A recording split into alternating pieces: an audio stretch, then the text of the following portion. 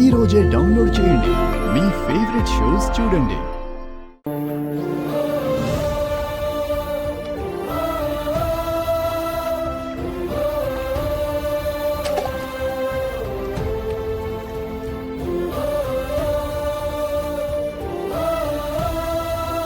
Typical రేఖ. ముందు దూకి తర్వాత ఏం చేయాలో ఆలోచిస్తుంది.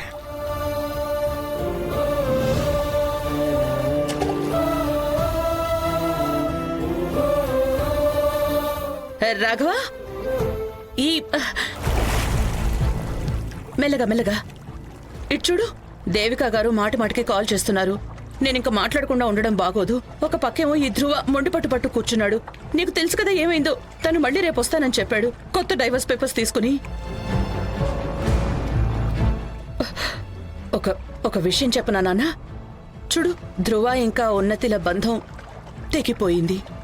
మరి నువ్వు కూడా ఏదైనా నిర్ణయం తీసుకోవాలి కదా రేఖ విషయంలో. లేదు, నా ఉద్దేశం ఏంటంటే నువ్వు నిదానంగా ఆలోచించునానా. నిదానంగా ఆలోచించుకో. నీ నిర్ణయం తర్వాత చెప్పు. ఇందులో ఆలోచించేదే ఉంది అత్తయ్య. నాకు రేఖకి కుండ మార్పిడి పెళ్లిగా జరిగింది.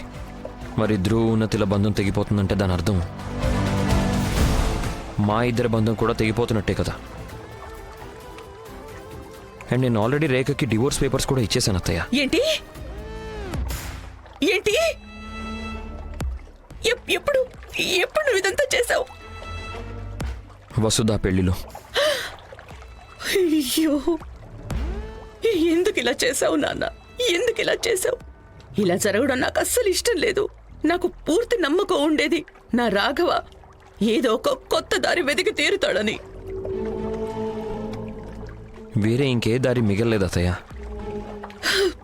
అత్తయ్య, మీరెక్కడికి వెళ్తున్నారు?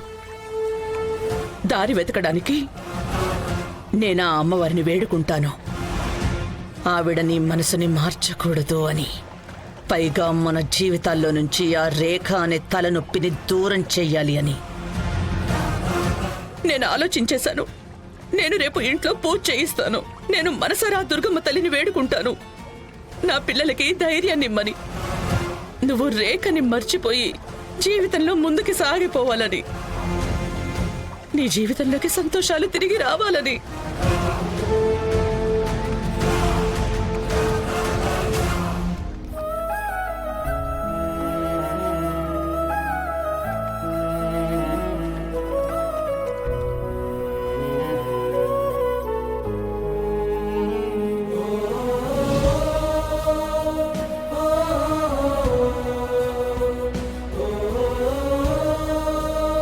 సిద్ధంగా ఉంది రేఖా చౌదరి.